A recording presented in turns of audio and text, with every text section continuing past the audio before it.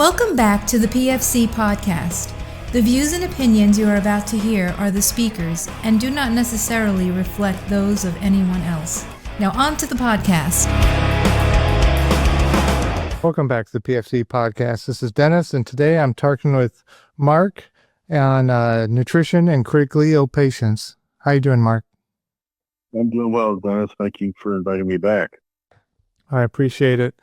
Now, obviously, we usually have you on for surgical type topics, but I think another really important part of that is beyond the resuscitation, beyond the wound care, the antibiotics, et cetera, at some point, we may have to feed this patient, and sometimes our patients, they don't get evacuated, or just nobody is going to come get them. And I'd like to start talking about what do we do beyond this time, okay? So the first thing I'd like to talk about is nutrition. So kind of jumping into it, now what is the importance of nutrition in your critically ill or injured patients? Great question, Dennis, and it's a question that everybody needs to deal with. It doesn't matter if you're in some austere environment or in a level 1 trauma center or in some type of support hospital. And nutrition, really one of the big things is energy and healing. And so I think the importance of that cannot be overstated. So I'm really glad you brought this topic to light. It's something that we all deal with. So, normally, any of our interventions that we do, there's nothing that's free, right? Everything has good and bad sides to it. What are the good and bad going along with starting to feed an injured patient, a critically injured patient? Right. What are the pros and cons to feeding an injured patient? It really depends on where these injuries are. So, in other words, injuries to the gut, meaning the alimentary canal, meaning the stomach, the small bowel, the intestines, if you will. And those are patients that have their own challenges when feeding, and I'll get back to that in a second. But then there's the other patients with that don't affect the intake and output of nutrition and waste, such as injuries to the extremities, burns, for instance, and head injuries, which have their own unique requirements when it comes to nutrition. So let's start off simple, and we'll say how will nutrition affect and the pros and cons of feeding somebody of an extremity injury. Well, I don't think you're really going to find very many cons in feeding somebody with an extremity injury, other than if, say, they're a diabetic, and then you have to weigh the carbohydrates which you deliver. But other than that, take away that, all things being equal, you want to get any critically injured patient nutrition as soon as possible, and that's all based on metabolic demand. And by metabolic demand, I largely mean energy expenditure, not in terms of running a race, but in terms of cellular metabolism. So I don't want to get caught in the weeds. That won't help your listeners at all. But basically delivering protein and fats to your patient so that they can convert these proteins and fats to long-term energy. And what that means to that patient is healing. In other words, how quickly can they heal that stump? How quickly can they overcome a potential infection? And things like avoiding decubitus ulcers, for instance, and pneumonias. And all that has to do with delivering nutrition in a timely fashion. Critically ill patients who have injuries, say from burns, burns probably have the highest metabolic demand of all patients. These patients are compromised for any number of reasons, which your listeners know, such as temperature regulation and infection. And again, delivering these patients nutrition early is very, very important. Their metabolic demands are multiple times higher than not only a healthy patient, but also even, highly tuned athletes and so forth. But say they're just, indigent people, you still need to deliver high calorie nutrition, again, in the forms of fats and proteins to these patients early and often. And then the head injury is very similar. The head injured and the burns patient, these patients, again, the highest metabolic demands of all your patients, of all your injuries, and these patients need to be fed as well. And when I talk about feeding in these patients, in general, unless I say otherwise, it means orally or enterally, if you will.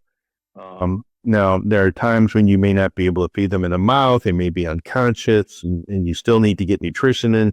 And that you can do in the form of tubes, right? Mm-hmm. Either nasoenteric, nasogastric tubes that go either through the nose or through the mouth into the esophagus and down into the stomach.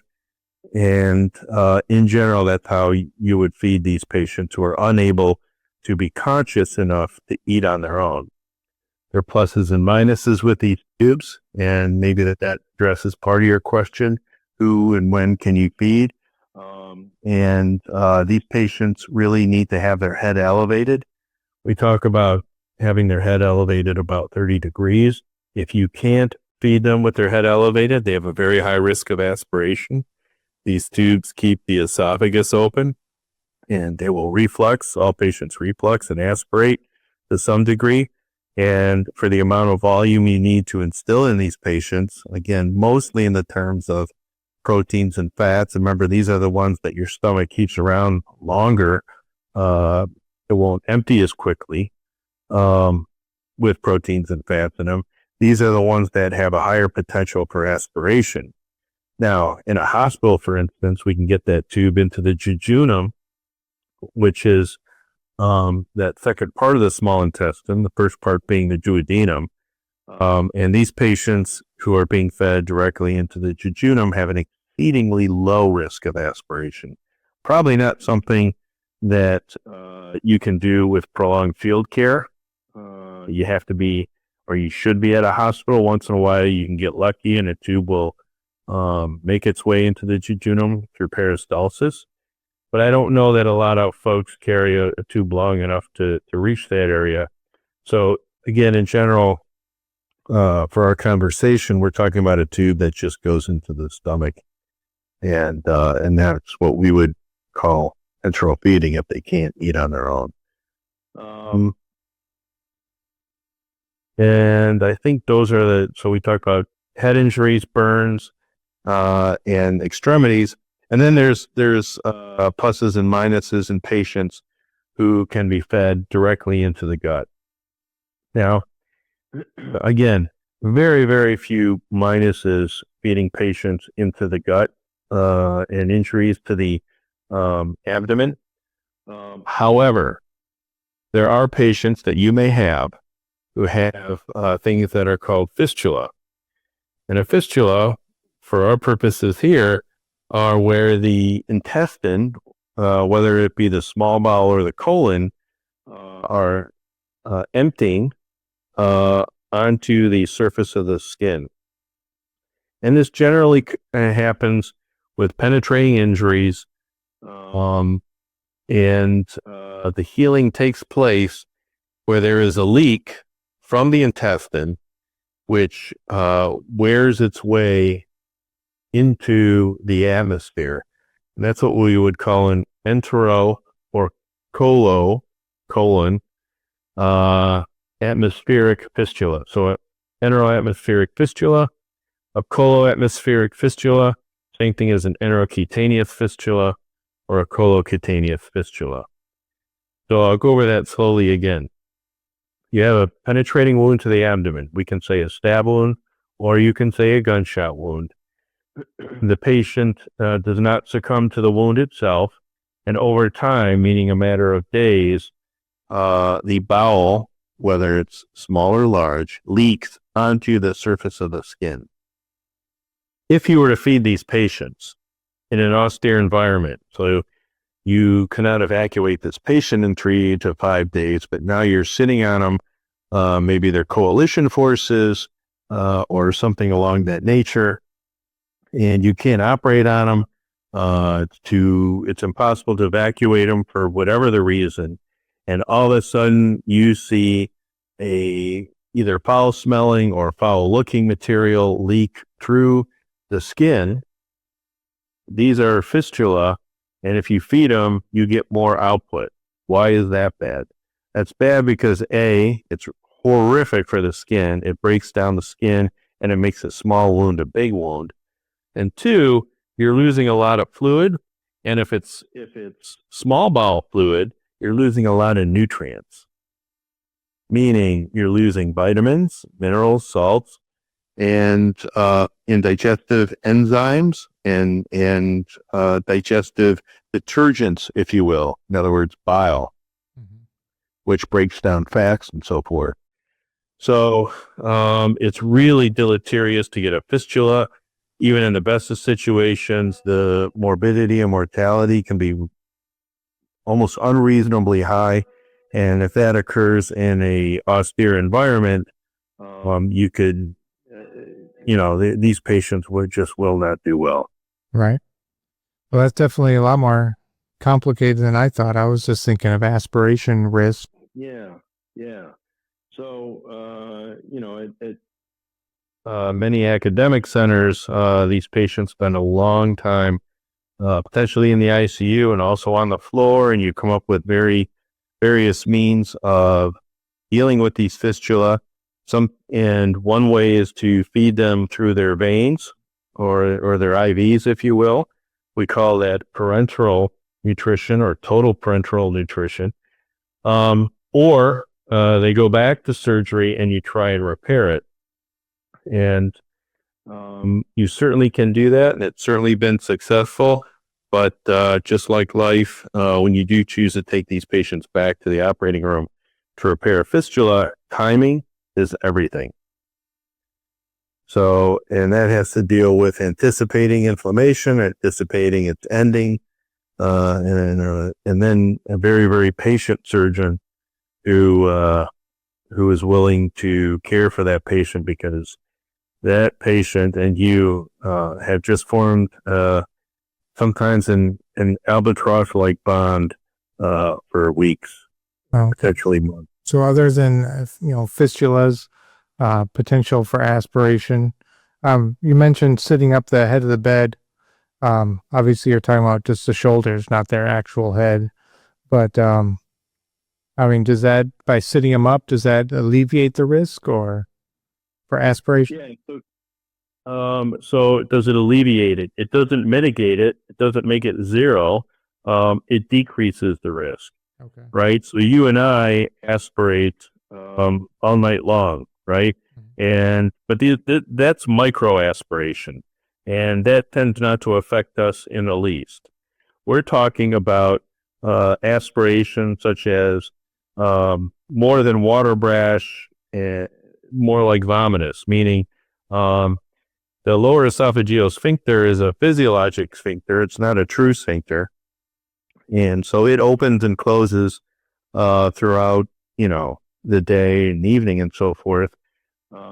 And it won't prevent boluses of fluid from going up the esophagus and then into your oral pharynx and then being aspirated in a bolus, versus the microaspiration you and I do when it's just, a little bit of spit here and there.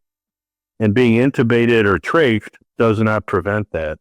I still hear it even today in 2020 and so forth, where people say, well, they were trached, I want to trach them or I want to intubate them so they don't aspirate. Well, that doesn't fly. Right. They still will aspirate despite an inflated balloon. Okay. And so the pressures at which you would occlude the esophagus or the trachea are unreasonable to use that as a mechanism to prevent aspiration. So yes, getting back to what you were saying, raising the head of the bed, the common goal is 30 degrees. So greater than 29 degrees and less than 60 degrees is generally the accepted elevation of the, I said head, you said shoulders, and I like the way you said that better than I do. I think raising the torso to a 30 degree or greater than 30 degree altitude would be the goal. Obviously, there's lots to do when you have this patient, and feeding them is way down the list, right? Before we even, are honestly considering feeding a patient, what things, I mean, obviously we're talking beyond March, right? But what kind of things do we have to have under control before we could even consider, feeding this patient? So, what kind of things do you have under control? I'm thinking like I'm thinking like, resuscitation is done, things like that. So, you bring up a good consideration. So resuscitation, the patient really should be resuscitated. I suppose in some way you could say nutrition is part of the resuscitation. But remember, if the cells are starving, if they're literally starving to death, and when I mean cells are starving, I'm talking more elemental. I'm talking about oxygen. I'm talking about flow. And nutrition won't do any good, and it will do potential harm if you try and put proteins and fats in somebody's gut meaning basically the stomach and small bowel. If you try and put these types of heavy molecules, if you will, heavy type of nutrition in there, the body won't use it. So you have to establish flow. You have to resuscitate the patient. And once that is done, then you can start feeding them. So the regular things like airway and hemorrhage and stuff that has to be taken care of.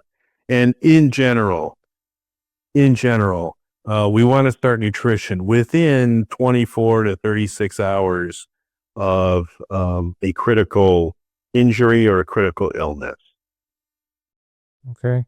Now, in a previous podcast, podcasts like 5 or 6, right? Very early ones. They're mentioning that there's no need to feed our patients, at least the trauma patients that they were talking about at that time, for at least like a week, that there won't be any harm for waiting that long. But this is really why I wanted to start talking about it, because in the hospital systems, they're talking about, it's like you said, within 24 hours feeding this patient. So I guess what's the harm that will come from waiting beyond that time? Waiting beyond the 24 hours, 36 hours, and waiting those couple of days. Right. I don't know who said that. Every podcast that I've listened to of yours as a more than qualified, a super qualified person, leading that podcast with you. Mm-hmm. So, I will tell you that again, in 2020, you're hearing both. You're hearing, that, we don't need to feed this patient right away. In other words, even recently I had a patient, I was caring for somebody else's patient who had a perforated gastric or gastroduodenal ulcer. And in my practice, if I do that and I'm operating on them, I put a feeding tube in them and I start feeding them right away, meaning maybe not that day because I just want to make sure they're resuscitated, but I will feed them within 12 to 24 hours because I have direct access to their gut because I put a feeding tube in at the time of surgery, not a surgical feeding tube, but a nasoenteric feeding tube. And the reason why I do that is because patients need to heal. we need to deliver enough energy for them to heal, both from a metabolic standpoint and, quite honestly, a clinical standpoint.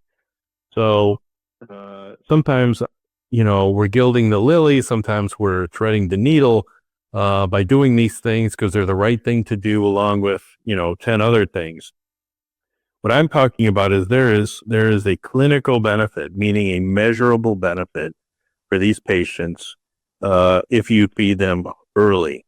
And yes, you will find some people, both newly trained and trained years ago, who feel that you don't need to feed these patients for 5 to 7 days. And you know what? If they come in healthy, if they're a 23-year-old or even a 30-year-old and potentially a 40-year-old, can you starve their body, for 5 to 7 days? And the answer is, yeah, of course you can.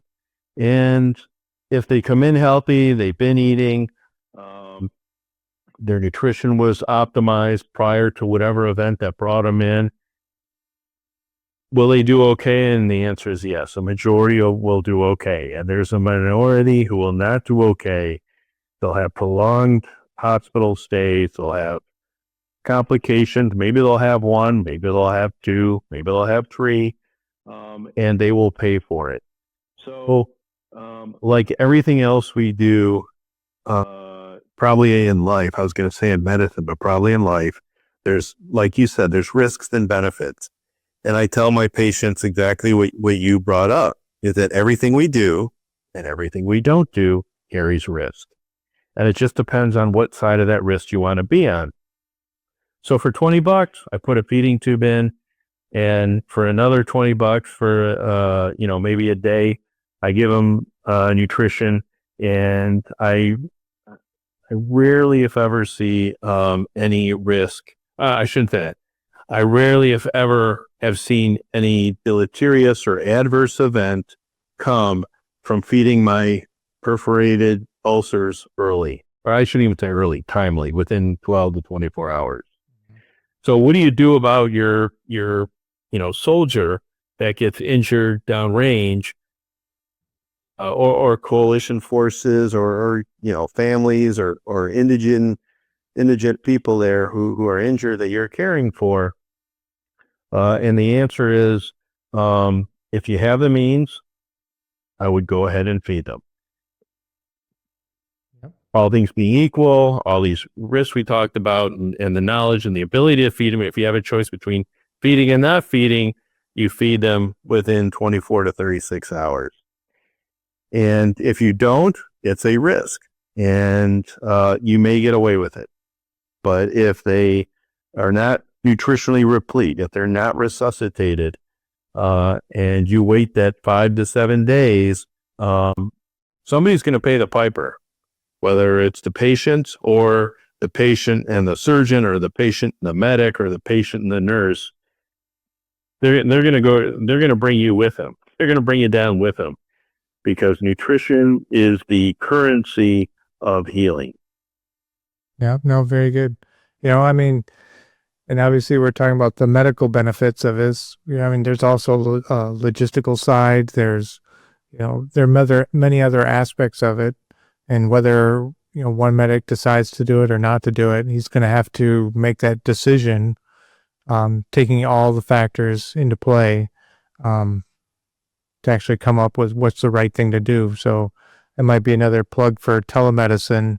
If you're thinking about doing it, it's probably worth the call. I think if you're getting down to should I feed him or not, things probably are fairly calm, where you have time to go ahead and call somebody to make sure you've got all your ducks in a row before you start pushing fluid or some kind of feeding formula. And you heard me speak a lot about proteins and fats, because they are so important for nutrition. But at its basic element, carbohydrates, and we're not necessarily talking about refined sugar and stuff like that, but whether it's fructose or glucose, that's still energy. It's kind of empty energy, but it's still energy. And if you're in a jam, it's not a bad thing. And some people would argue potentially it's a good thing. It'll keep for a time. It will keep your body from breaking down its own fats and proteins, and selectively using the glucose that you're feeding the body through the veins, for instance, like your D5s and D10. It would selectively use that energy first. Now, it won't be providing the necessary elements, amino acids, and so forth for protein building. But remember, in the early phases of healing, you're catabolic.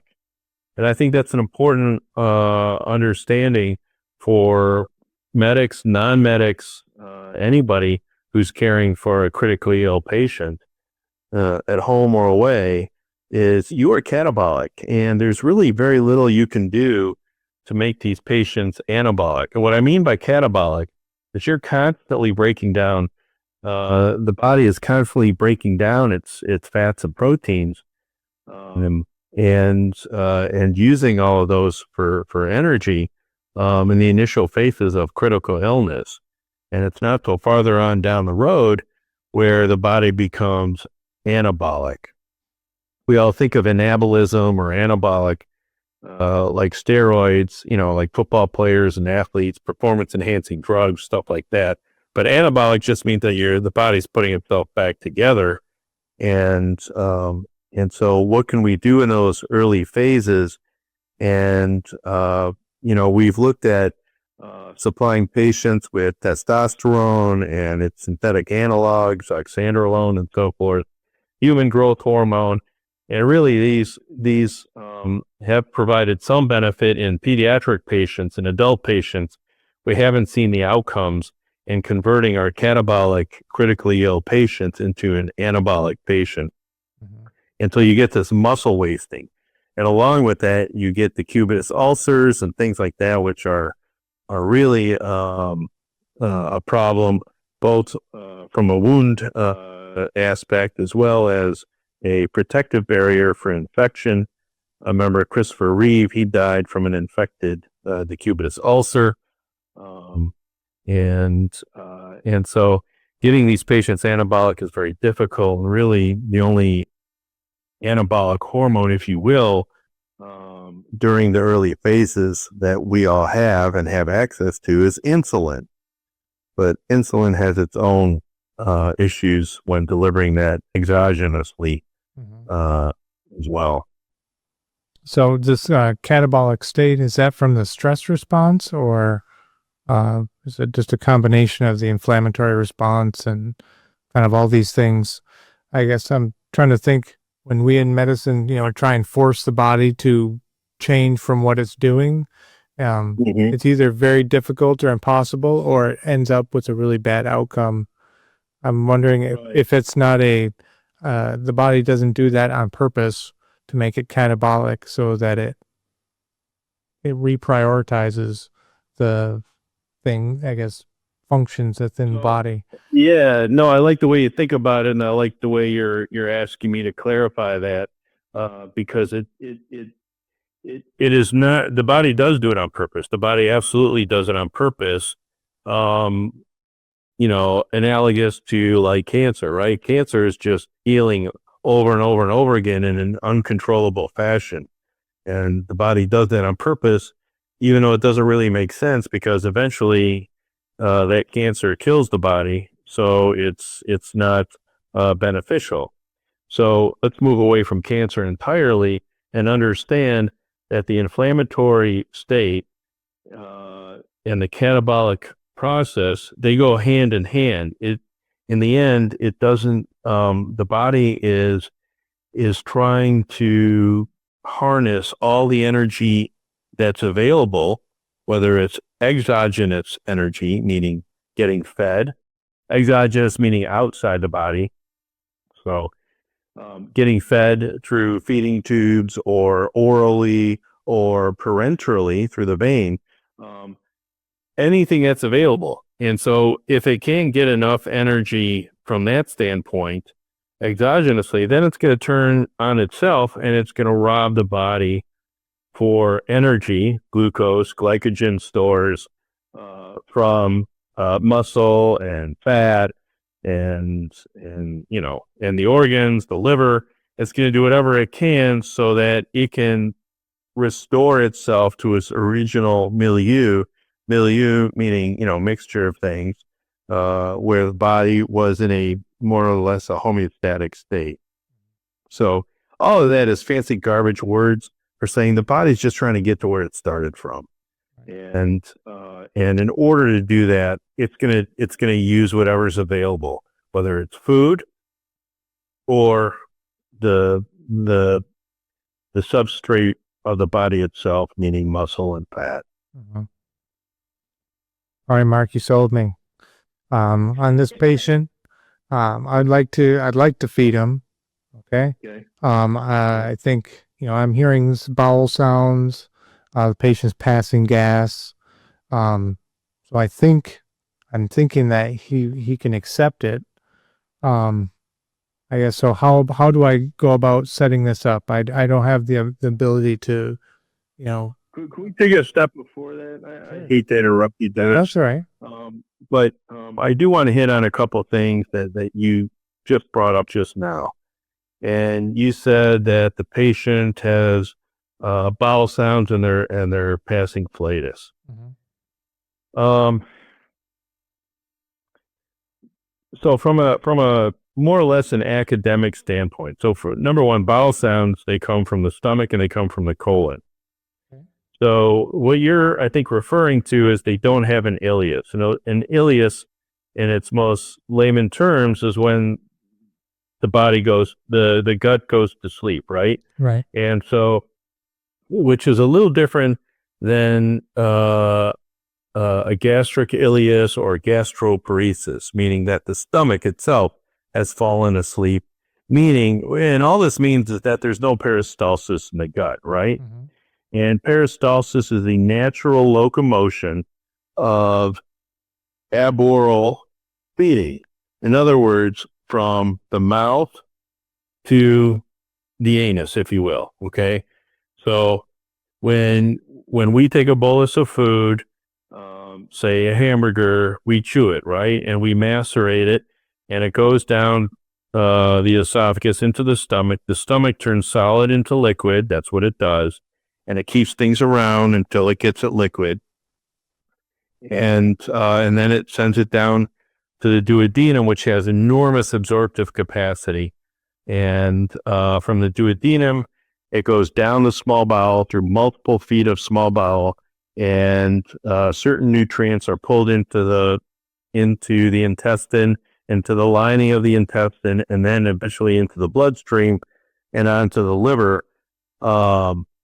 And then anything else becomes waste, right? And so that waste now enters in a liquefied form into the colon. And in the right side of the colon, that liquid waste starts to become solid. So your colon's responsibility is basically to be a big bag to hold solid waste and to absorb water. I think that's what your audience needs to understand, and I'm sure most of them understand this, and I'm merely repeating what they know. So I would ask you, if you have a patient who is distended and passing gas, would you feed them? And many of us probably would not, okay? Mm-hmm. And if they're distended and they have bowel sounds, would you feed them? And again, many of us probably would not. Well, what would you do if they were not distended and they don't have bowel sounds? Well, a lot of us probably would feed them. Okay. Not everybody. Some people are married to bowel sounds and married to flatus. So what I pose to you and our audience is there has to be some clinical intuition here. And if we know that bowel sounds come from the stomach and they come from the colon, That doesn't mean that the small bowel, which is critical in absorbing all these nutrients, is awake and working. We just don't know that, Okay. right? And we teach dogmatically, and it's probably true, but I can't tell you it's true all the time, that the alimentary tract, if you will, comes back in a more or less a predictable manner, and the stomach tends to be last, the small bowel tends to be first, and somewhere in there the colon wakes up, and that works. So now that we have all this information, how do we know when to feed our patients? And so I think that's where this process of, well, if they have bowel sounds and they're passing flatus, we can feed them. And that's not always true. Okay. So again, that goes into your risk benefit cost analysis equation of should we feed our patients? And the more sedentary our patients are, the more they're lying down and not doing anything, the more likely they are to develop this ileus, this gastroparesis. And certainly if we're feeding them aborally through the mouth, expecting it to go downstream, and we would expect that their stomach would be the very last and may even go to sleep for a long time, and that would be quite problematic. So again, it's a cost benefit thing that your medic and those caring for that patient along with the medic will have to make a determination whether they can feed them or not. Okay. And flatus, the best way, the one point that I do want to make, and I think we're learning more and more, is that the best way to keep the gut working is to feed it. And so to avoid an ileus, I will feed a patient. In other words, that's one of the reasons why I feed my patients early. If you stimulate the gut, if you really want to stimulate the gut, feed them as high as you can, meaning hopefully orally. Mm-hmm. But if you can't feed them orally, feed them in the stomach, and that will keep the gut awake. Does it work 100%? No. There's never always, and there's never. Right. And so stimulate that gut and feed them. And the body's largest immunomodulatory organ, meaning our body's most important, strongest, largest organ that helps prevent infection is the gut, is the small bowel. And so that's why it's important to keep the bowel happy. And you keep it happy by feeding it. So if you're not using bowel sounds or flatulence or, actually, having some kind of fecal matter come out, what other exams are you doing to kind of assess that small bowel? Is it just your abdominal exam or? Great question, Dennis. And really, if that's the message that I've conveyed, it's slightly erroneous. In other words, it's part of the equation. Okay. These are all data points. Right. And so what I want to convey is you can't solely rely on one data point. You can't rely on bowel sounds and flatus. You can't rely on flatus. You can't rely on bowel sound. You have to look and see, is the patient distended or not? Yeah. Is the patient able to eat or not?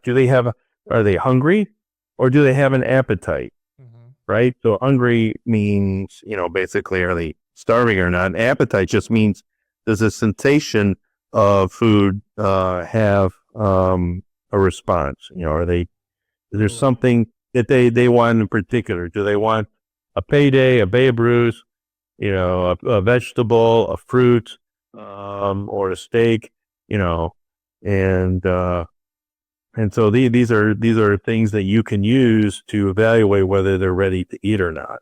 Okay. Not everybody, and you can't just use those either. I've had plenty of trauma patients that you say, whatever you do, do not eat.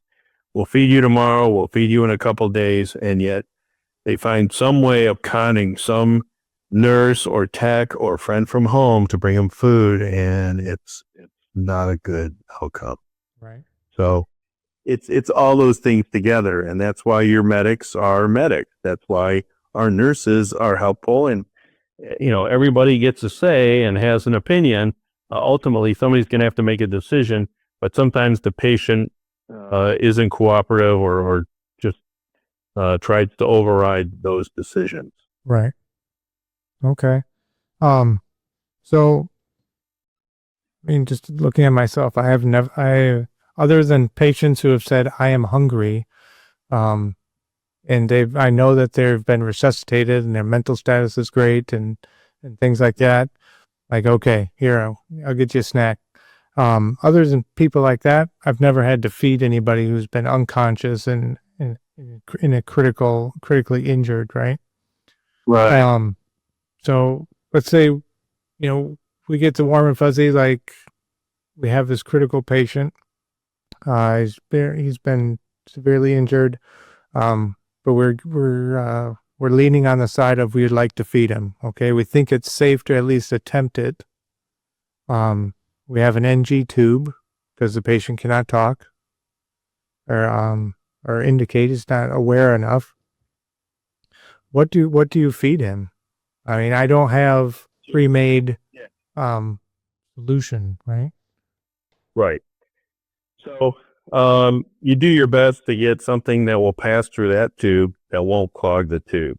That's my best answer. So my guess is not everybody's carrying a blender. Not everybody's carrying around a coffee bean crusher. But you try and find some type of sustenance that can be passed in liquid form down that tube. And you may have to, go through trial and error. In other words, things like we talk about the brat diet, right? A very elemental diet. And quite honestly, this is getting into another topic, which in general, it's called hypocaloric feeding or trophic feeding. People love to toss around the word trophic feeding. And for the longest time, years and years and years, we used trophic feeding. That was something to make us clinicians, surgeons, medicine doctors, intensivists, whatever you want to call us, we used to use that term, make us feel good. Well, finally, they came up with kind of a definition for trophic feeding, and that was somewhere between 50% and 2/3 of our caloric needs, right? And so we would say, just feed them trophic feeds. And so, you compare, some,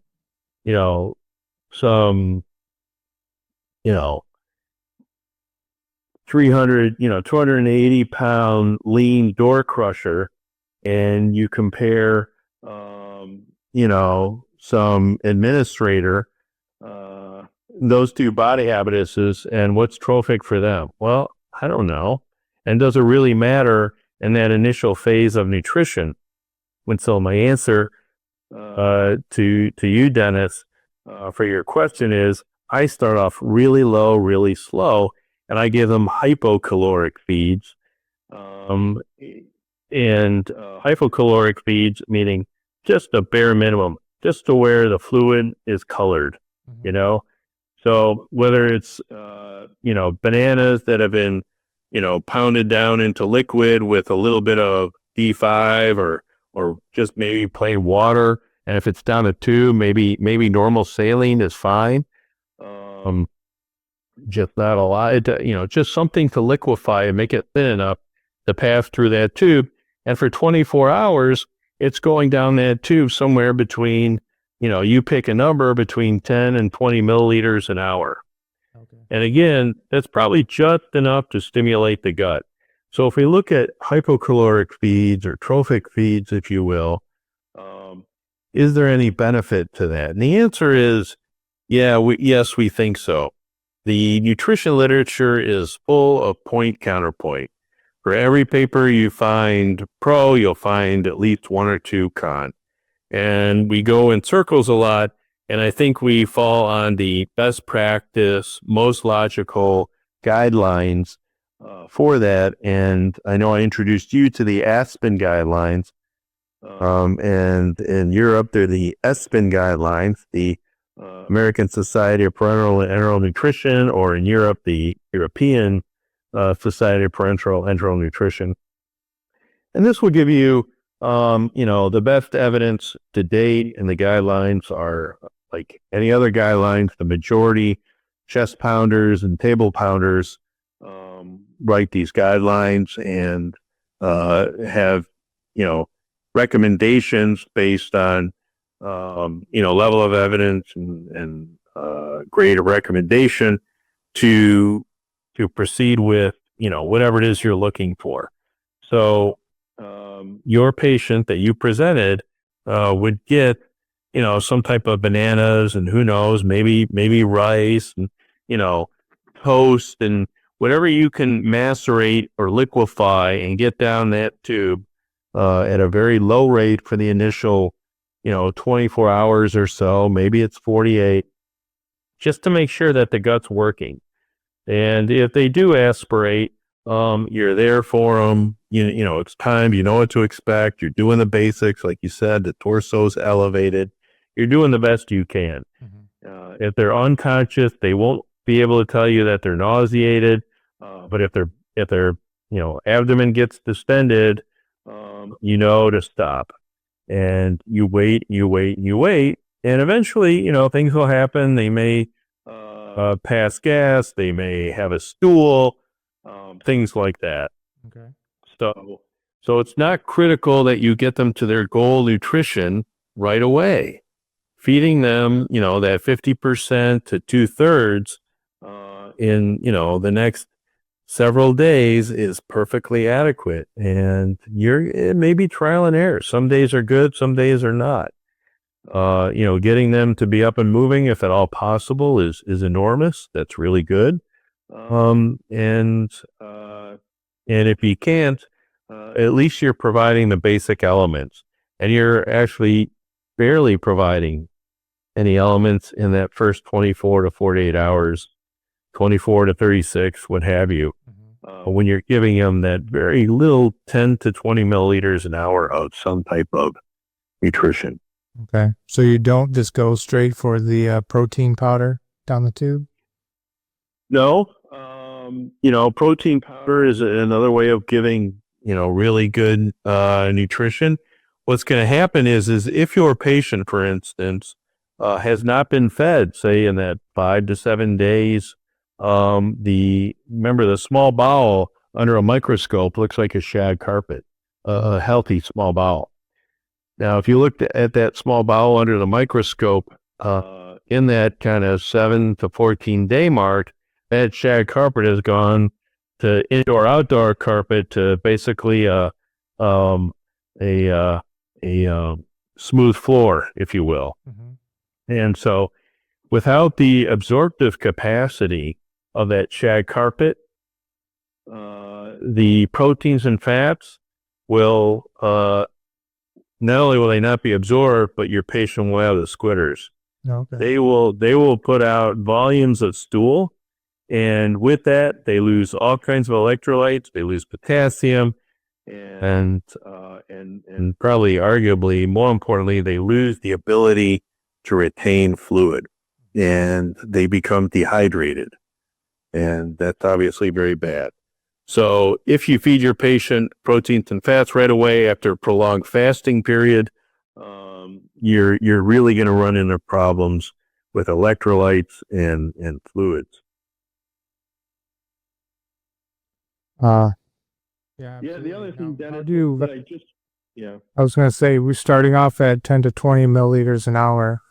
Do you increase from there? Say, 12, 24 hours later, like things are going just fine. Do I go up? Or do I just maintain? Do I maintain that and then change the contents of that feed? Or do I increase the volume of that feed? How do I adjust fire, and how do I assess that I'm moving in the right direction? Well, here's the good news, Dennis. The good news is it's all style points from here on out. So you go to one hospital and their protocol, if you will, is to go up by 10 milliliters every 4 hours until you reach goal.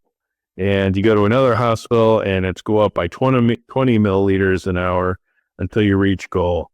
And you go to another hospital and they say go to 3/4 strength and then full strength, and they have some variation. What that tells us is we don't know. Okay.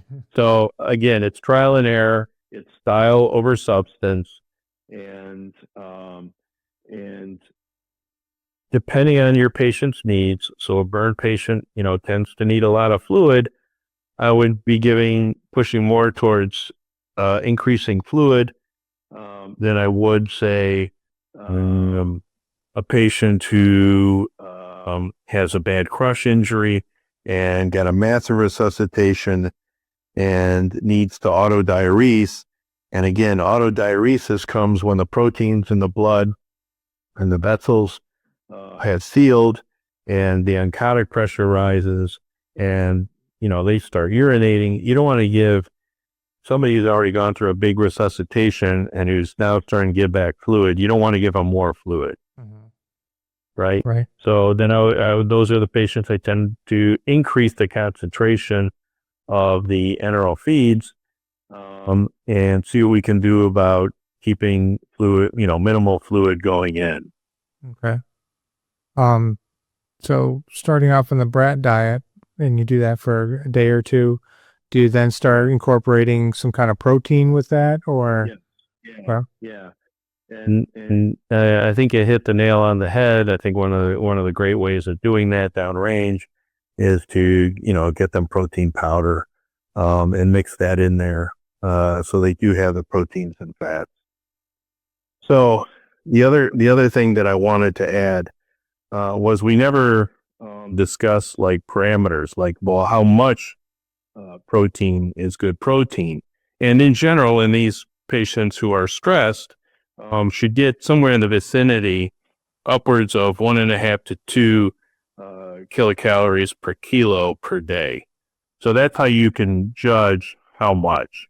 We talked about goal 2 peats. We talked about it in the framework of milliliters an hour. But again, the importance is how many, calories per kilo per hour is needed. So I wanted to give you that framework for protein, and then calories. This would be in the order of 5 to 6 grams per kilo per day in the form of lipids and carbohydrates. It's where they should get their calories. And then non-protein calories, again, a framework would be anywhere from 25 to 30 kilocalories per kilo per day. Calories. You want to just use calories. So anyway, I just wanted to bring that around to those numbers because of the medics who are taking care of these patients need that kind of guideline to calculate how much protein powder, if you will, to put in their fluids in their NG tubes or OG tubes, however they're delivering it to their patients, just orally would need.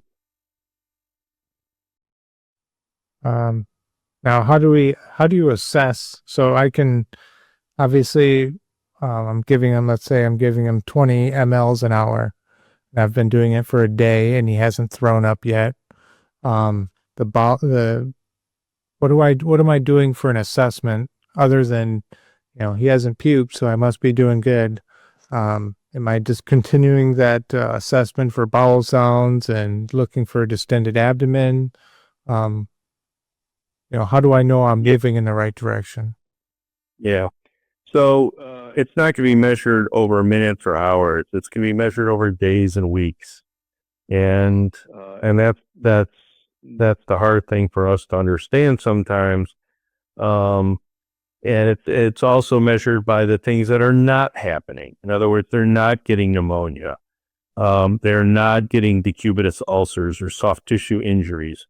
They are, they're getting enough energy to do things like swing their legs over the cot or stay awake for longer periods of time. That's how you're going to measure. All of these things come in very, very prolonged clinical victories, like the things I just mentioned. So you may not know the early things like bowel sounds and flatus and stool and so forth. Those are somewhat measurable in the order of hours, but I wouldn't expect, I wouldn't change anything, make any drastic changes without a series of victories or losses, during that period. Okay. So generally you're more holding fast with your plan until, you start seeing some kind of distension or Yep. something like that, right? Yeah. If they vomit, stop. If they don't vomit and they're getting distended, I would stop. And if they don't vomit and they're not getting distended, but they're not having bowel movements or flatus, I would keep going. Okay. Yeah, very good. How is there anything else there? There's one. Yeah. Okay. There is. And the only reason why, there's a couple of reasons why I want to bring it up. One is the visual and pulling from memory. But many of your readers have seen the movie Band of Brothers. Mm-hmm. And I think you and I have spoken about this when we've done our prolonged field care exercises. To the teams that get their training at Ragged Edge. We talk about nutrition, and we refer to that scene in Band of Brothers where the American troops walk into a concentration camp and they're ordered to give them water and bread and so forth. Mm-hmm. And then the battalion surgeon comes by and says, "Oh, stop feeding him. And it makes no sense to anybody. Right? And they're like, "What do you mean? They're starving to death. These patients are cachectic. They're feeble. They're in, stages of dying. And the one thing that they need is nutrition." And many people in the audience do not understand withholding of nutrition.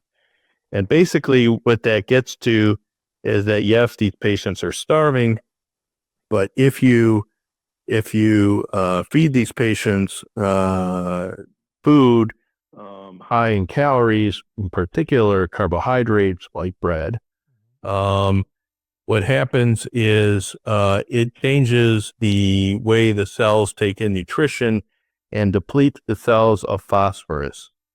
And that phosphorus will, when depleted, in a very complex biochemical reaction, take away energy, and they can go into severe respiratory failure, and we call that refeeding syndrome. Refeeding syndrome is actually a fairly dramatic. It can be fairly traumatic, where when these patients are introduced to carbohydrates, in particular, after prolonged starvation period, they go into respiratory failure and ultimately into multi-system organ failure if not identified early enough. So the battalion surgeon gave the correct order: do not feed those patients. They will need to be resuscitated, but they will have to have their electrolytes followed very closely. Now, we see this in the hospital from time to time in patients who have had prolonged periods of starvation. Either it's iatrogenically introduced, meaning the doctors have said don't feed them and they really did need nutrition, or maybe it's self-induced, right, with psychiatric patients, or a combination of just, really bad things happening and the patient has not had their nutrition. Cancer is another one. And we try and feed them because we know that early nutrition is important. And we put them in a refeeding syndrome. They go to the ICU, they get intubated, and now we got to start from zero. And a lot of that could be, it can be predicted, but it should always be anticipated, or at least well, I guess anticipated is the right word. If they have the history of not eating, then you have to be aware of this repeating syndrome. And then the other thing I really want to touch on, Dennis, many of your audience members, they understand the Krebs cycle and the function of the mitochondrion to generate energy in the form of ATP. And that ATP is the story of how sugar or glycolysis is used to generate energy in the form of phosphates. And that's how you can complete the story of repeating syndrome, where phosphate or phosphorus rather is depleted, and therefore your energy stores go low, and the ability to breathe is impaired by refeeding. So I think the important message is on the macro level, not on the micro level. But again, it just enhances a greater understanding and provides the information that glucose should definitely be used, despite the emphasis for proteins and fats to provide that energy, because eventually they're broken down in their most elemental level to provide the substrate for glycolysis.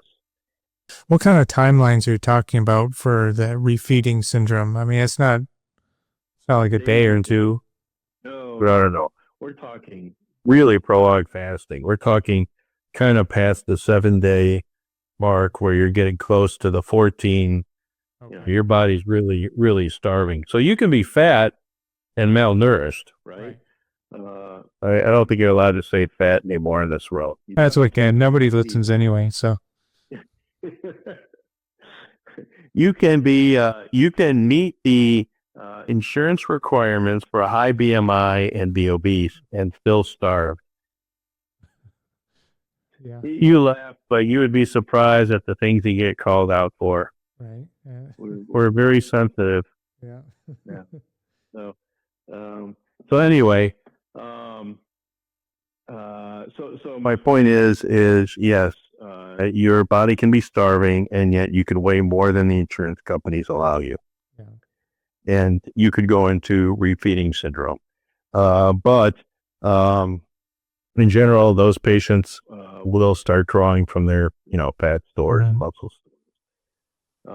The big shock are these cachectic patients, and that's when we get the refeeding that is so clinically significant that they end up in the ICU, and you have to give them boluses of potassium and phosphorus to keep the machine of the body going. The last point I want to make, because this is such an important topic, is one that is discussed in clinical rounds in a resource-rich environment. Meaning, we're not talking downrange in some hut in some unknown village. We're talking about a hospital that has capabilities of measuring important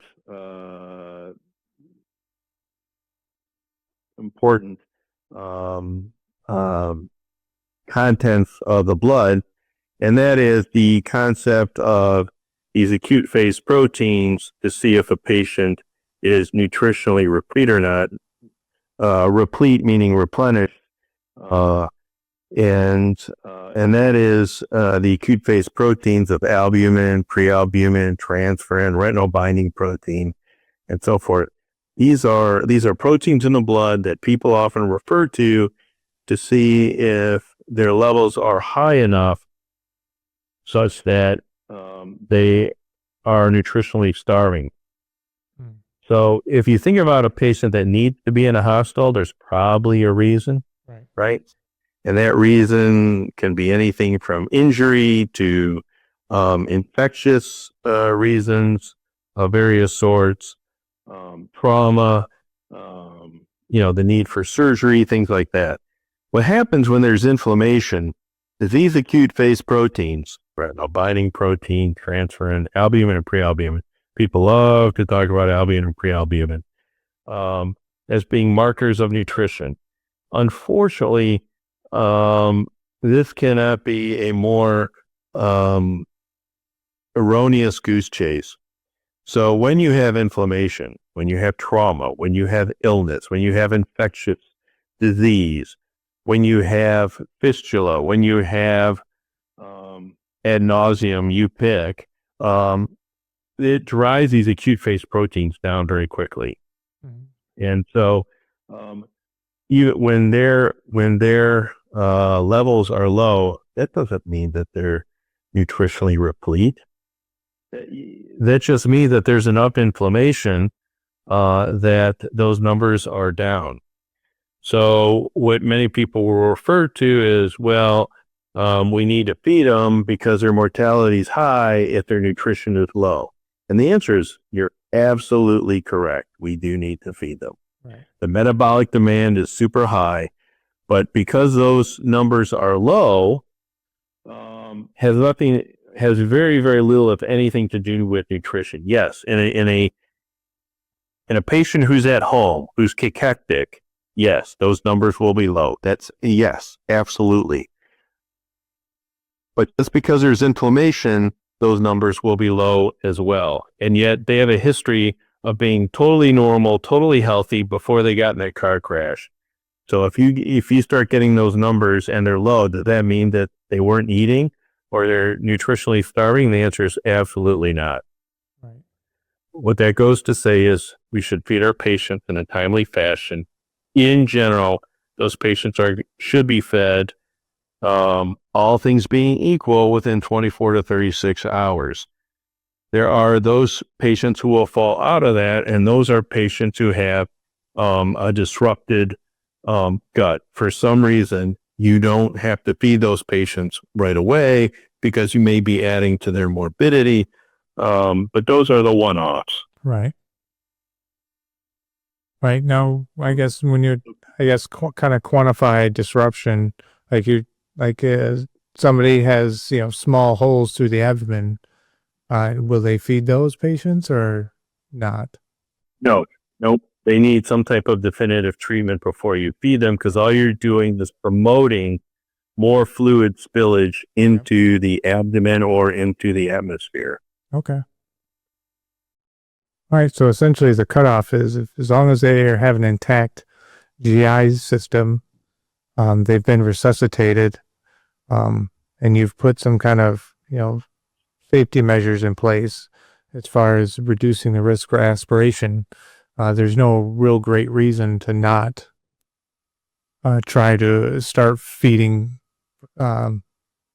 within, in 24 hours. Correct. Is that okay? Oh, absolutely awesome.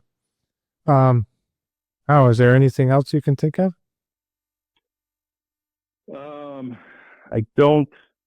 I think we hit on most of the main topics, Dennis. As you can gather, the discussion surrounding nutrition is absolutely enormous. Mm-hmm. That's probably mostly because we don't know all the answers yet, but it has far-reaching implications. The specifics around the head injury or the burn patient or the cancer patient, or the patient who's just lacking the ability to get fed directly. You could go on ad nauseum about all these issues, including just plain fluids alone. Right. So hopefully we at least we didn't confuse anybody, and hopefully we pointed folks into a stronger direction, built their intuition up and their confidence in approaching nutrition in these in the patients that they'll encounter. I mean, everybody, you have at least some kind of a human connection, some kind of emotion, and that when you're feeling hungry, you're wondering, I wonder if this patient is also hungry. I feel like I need to do something about it, but I don't know, so I think at least by giving some kind of education in the good and the bad about it. What kind of assessments to find out if this is the right patient for that type of intervention, and how to do it, and how to assess if you're doing the right thing or not. I think I really doubt you're going to hurt somebody that much if you start off at 10 or 20 mLs in an hour. If they start to descend, then you stop. I mean, really at that point, and you already have an NG tube in, if you're really concerned that you're going the wrong direction, just suck it back out. Yeah, I think that's a very reasonable approach. I would agree. Okay. Well, cool. Hey, thank you, Mark. Thank you, Dennis. It's always a pleasure working with you, and certainly these podcasts they're just invaluable to your listeners, and I get feedback from it. I'm sure like you do, and it's great to know that there's folks out there like you asking these great questions. That's it for today's podcast. Make sure to go to our website, www.prolongedfieldcare.org. Check out our free downloads and a ton of other helpful information. Grab a bag of our fresh roasted PFC coffee, links in the description below, and stay on the bleeding edge of combat and austere medicine. This is Dennis for the PFC podcast. Out.